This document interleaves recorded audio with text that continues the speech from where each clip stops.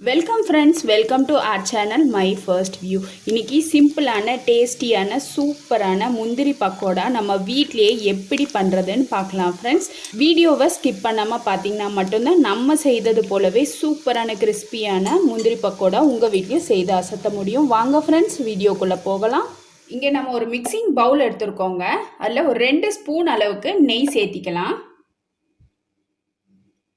இப்போ இதோட 2 சிட்டிகை அளவுக்கு சோடா உப்பு, பேக்கிங் சோடா சேர்த்திக்கலாங்க. இப்போ இதை நல்லா மிக்ஸ் பண்ணிக்கலாம். இப்போ நம்ம இந்த சோடா உப்பை நெய்யோட நல்ல ஈவனாக கலந்தாச்சுங்க. அடுத்ததான் நம்ம இங்கே 1 கப் அளவுக்கு கடலை மாவு சேர்த்திக்கலாம். கூடவே 1 கப் அளவுக்கு அரிசி மாவு. இப்போது இந்த கடலை மாவையும் அரிசி மாவையும் இந்த நெய்யோட ஈவனாக நல்லா படுற மாதிரி நல்லா கலந்து விட்டுக்கணும்.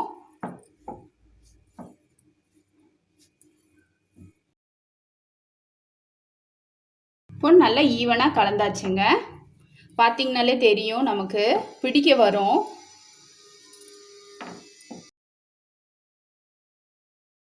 இப்போ நம்ம இங்கே ஒரு 1/4 டீஸ்பூன் அளவுக்கு சோம்பு எடுத்து வச்சுருக்கோம். இதை லைட்டாக இப்படி நசுக்குன மாதிரி உடச்சி விட்டு சேர்த்திக்கோங்க. இப்போது இதோட பூண்டு பார்த்திங்கன்னா ஒரு 3 பல் அளவுக்கு பூண்டு இடித்து வச்சுருக்கேன், அதையும் சேர்த்திக்கிறேன். 2 பச்சை மிளகா இங்கே ரவுண்டாக கட் பண்ணியிருக்கோம். இல்லை நீங்கள் பேஸ்ட்டாக சேர்க்குறதா இருந்தாலும் சேர்த்திக்கலாம். நான் இங்கே கட் பண்ணி சேர்த்திக்கிறேன்.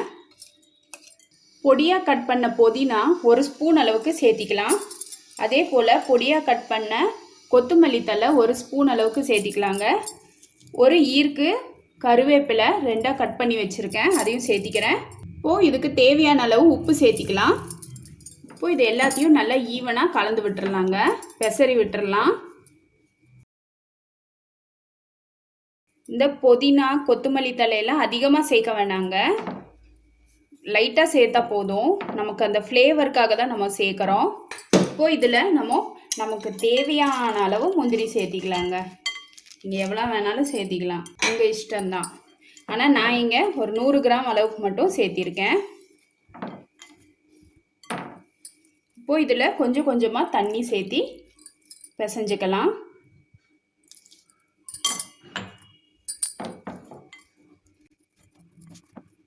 நமக்கு மாவு சப்பாத்தி மாவு பதத்துக்கெல்லாம் இருக்கக்கூடாதுங்க, நமக்கு உதுத்துடுற பதத்துக்கு தான் வேணும்.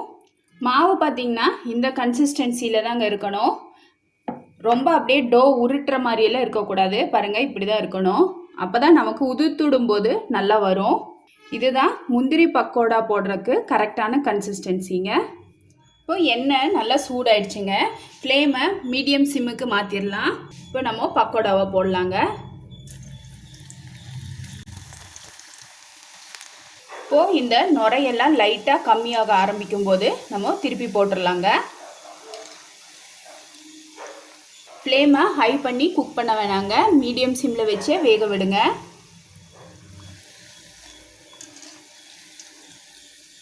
இப்போது பப்பிள்ஸ் எல்லாம் அடங்கிடுச்சு. இப்போ எடுத்துடலாங்க. நல்ல சூப்பரான மொறு மொறுன்னு முந்திரி பக்கோடா நம்ம வீட்லேயும் ரெடி ஆயிடுச்சு. நம்ம செய்த இந்த முந்திரி பக்கோடா ரெசிபி உங்களுக்கு பிடிச்சிருந்தால் லைக் பண்ணுங்கள், ஷேர் பண்ணுங்கள், மறக்காமல் செஞ்சு பாருங்கள். மை ஃபர்ஸ்ட் வியூக்கு சப்ஸ்கிரைப் பண்ணவும் மறந்துடாதீங்க. இது வரைக்கும் வீடியோவை பொறுமையாக பார்த்ததுக்கு ரொம்ப ரொம்ப நன்றி ஃப்ரெண்ட்ஸ். தேங்க்யூ.